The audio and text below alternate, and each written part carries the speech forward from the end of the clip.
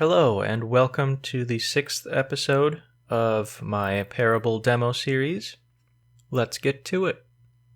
Quinn sits alone in a small tent, shielded from the spring sun and a crisp, cool breeze gently blowing through the springtime air.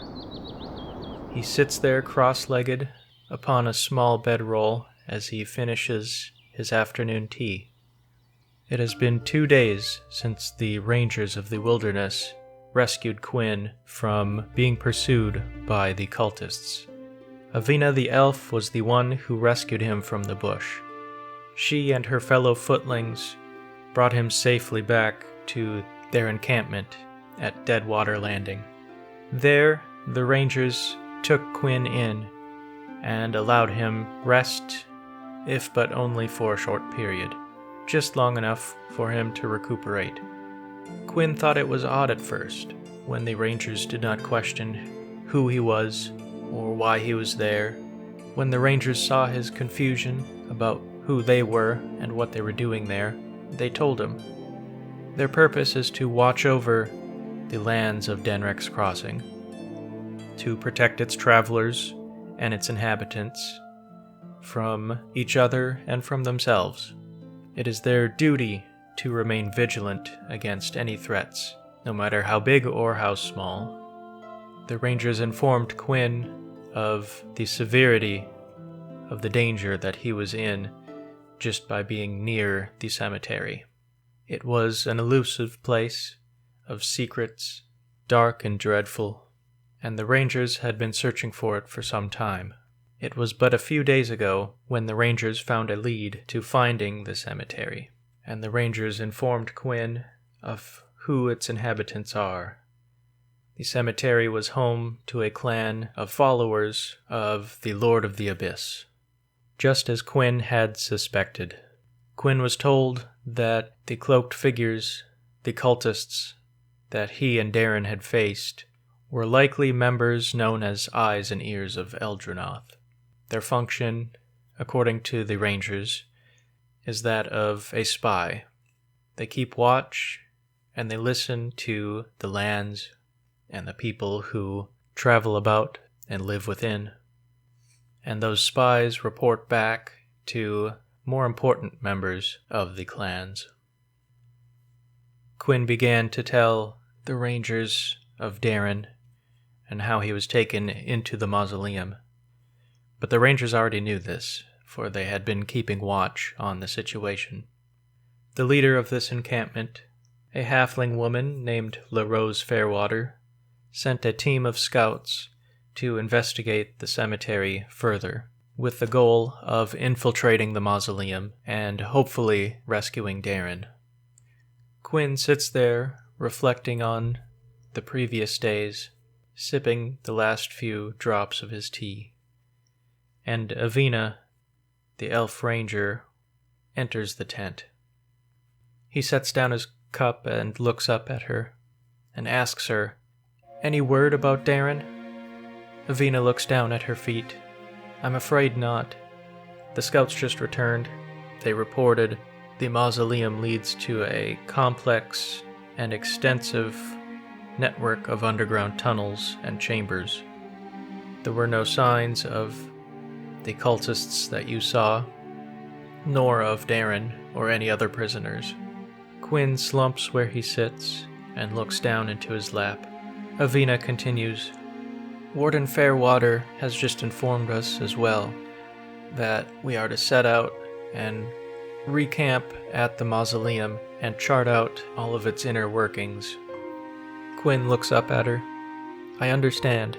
The Rangers and my order share a common adversary, and we all have our own duties to perform."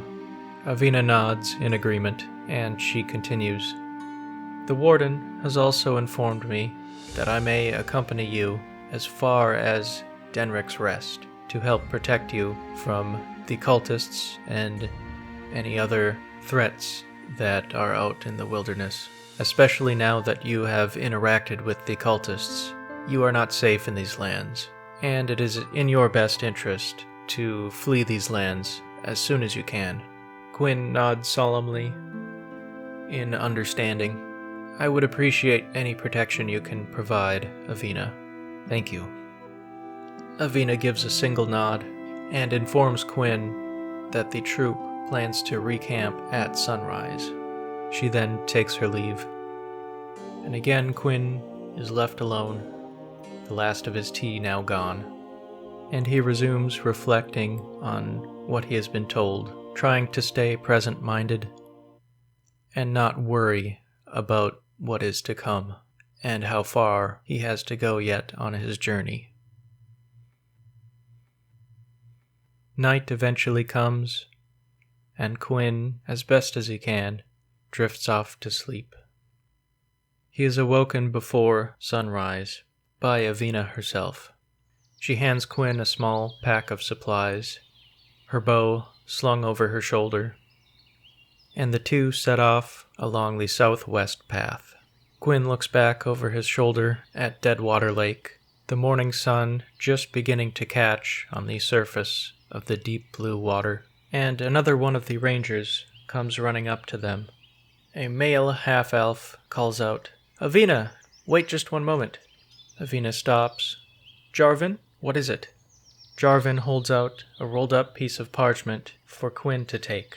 "This is from Warden Fairwater. It is a letter of passage for Quinn. Show this to any other rangers you meet, and they will protect you." Avina looks down at Quinn with a smile on her face. "The Warden doesn't give those out to just anyone. You are certainly a guest of honor, it seems." "Thank you, Jarvan, and good luck in those tunnels." Jarvan nods before turning to go back to the camp.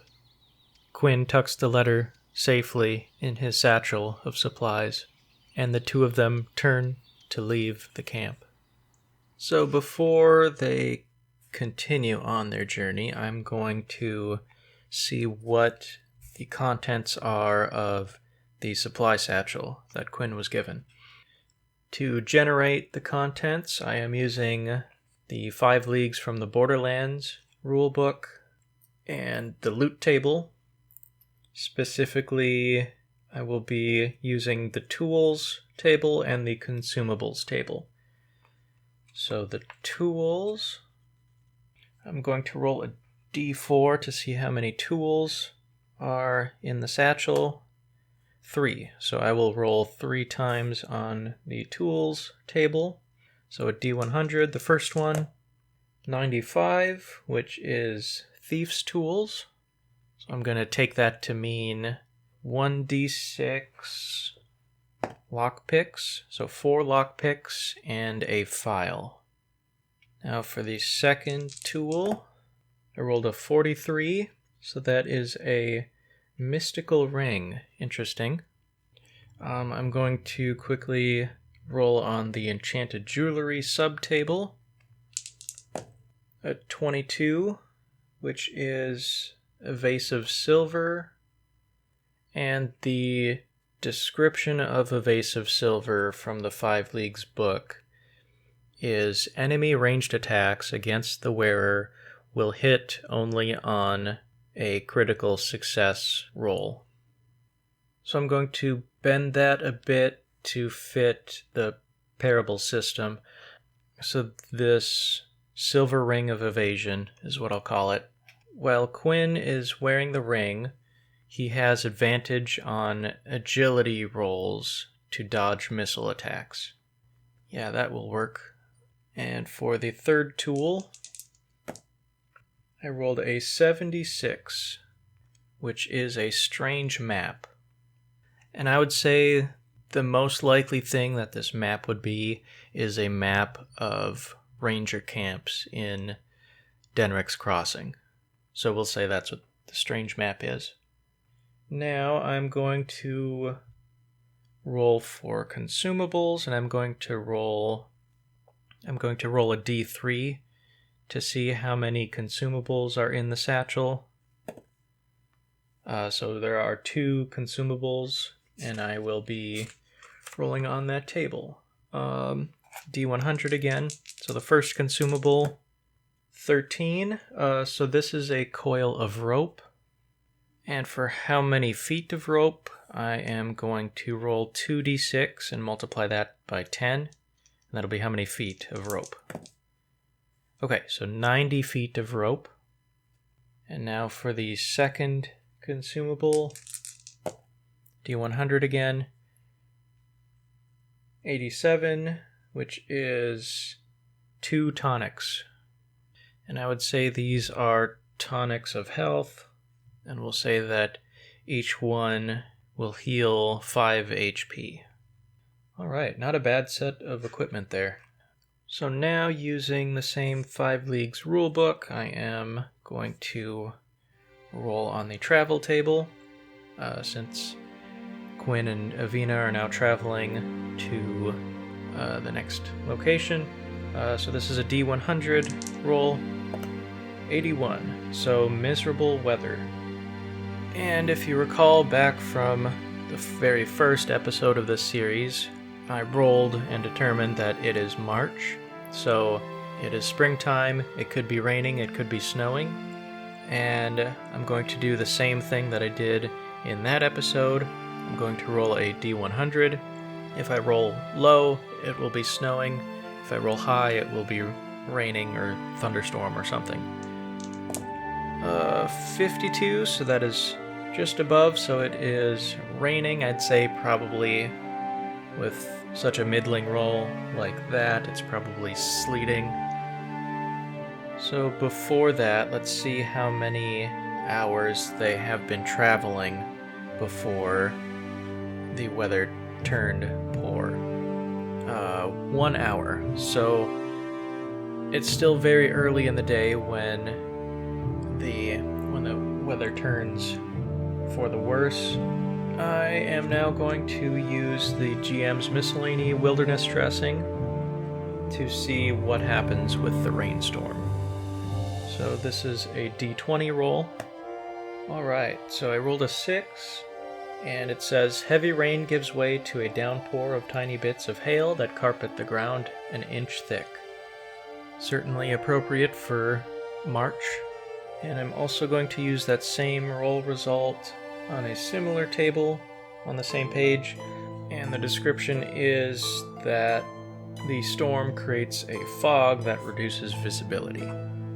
So it is still fairly early in the morning, and Quinn and Avina both make their way along the path, heading in a southwest direction. It starts to lightly drizzle, kind of a cold rain since it is March.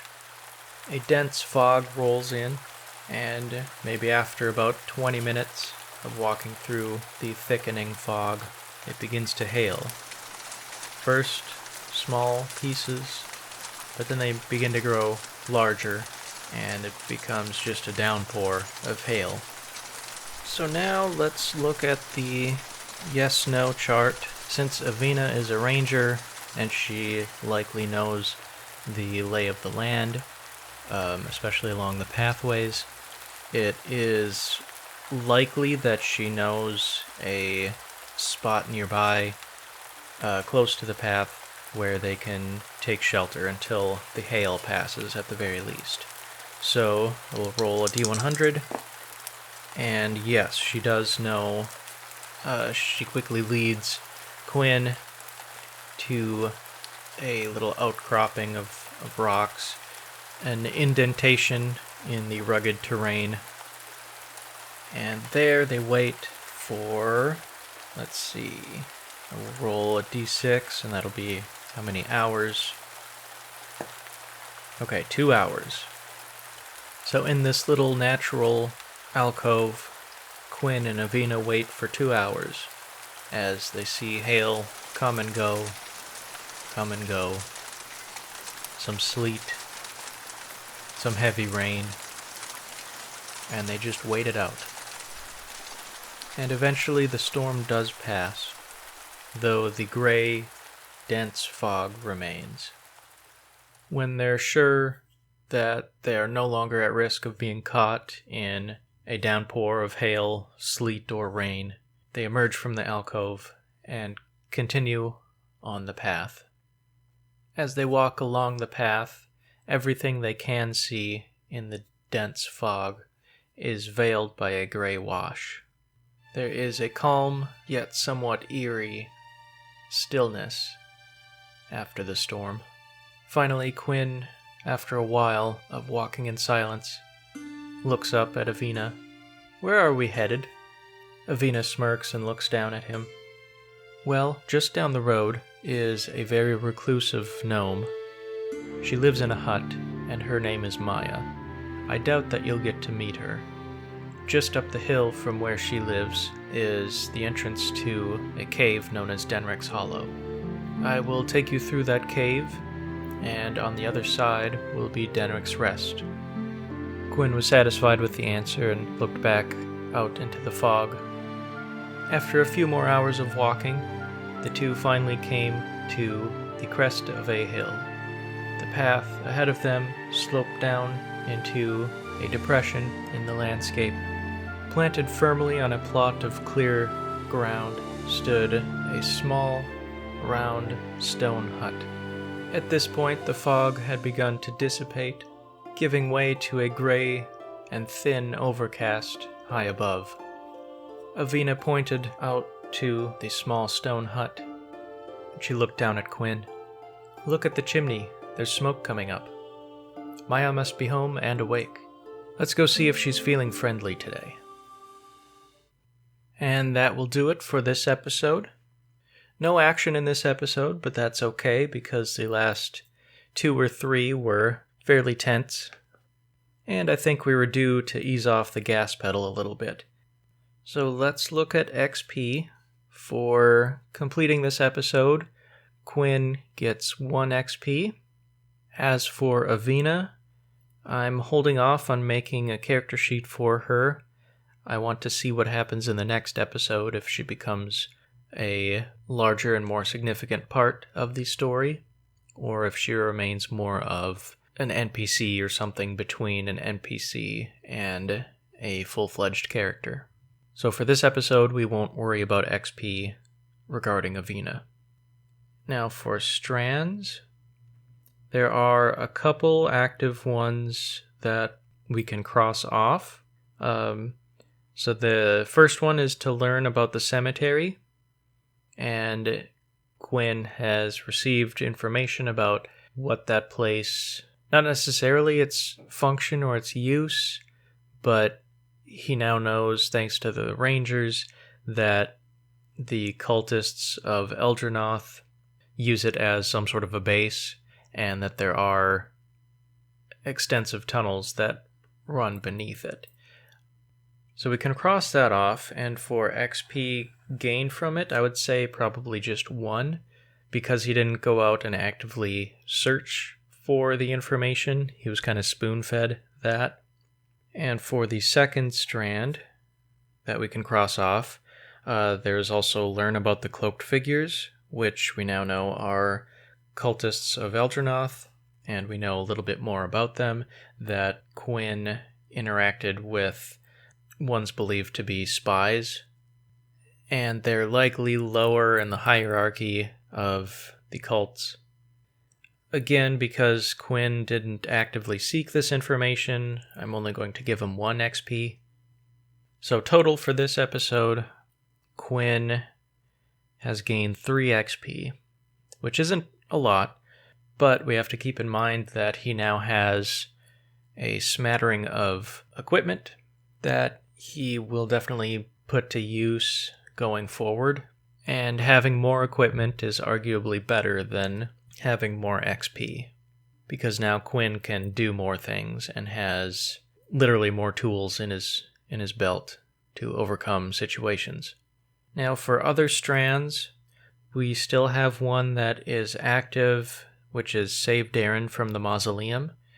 We're going to go ahead and get rid of that one for a few reasons. One, because Quinn now knows that the Ranger Scouts who searched the mausoleum found no sign of Darren. And 2, Quinn is now traveling away from the mausoleum, pursuing his own personal goals of making it through and surviving Denrick's Crossing. We can also cross off or get rid of another active strand, which is protect Darren from the Red Wolves. Since Darren's whereabouts are unknown to Quinn, it's kind of hard to pursue that strand, so that one can go away. There is still Avoid the Red Wolves gang of bandits, and I think that one is still applicable because Quinn is aware of them and he knows that they are dangerous, so he is going to try to avoid them as much as he can. But we can now add a new strand, which is to arrive at Denrick's Rest. I hope you enjoyed this episode. I certainly did in playing it. And as always, thank you for watching.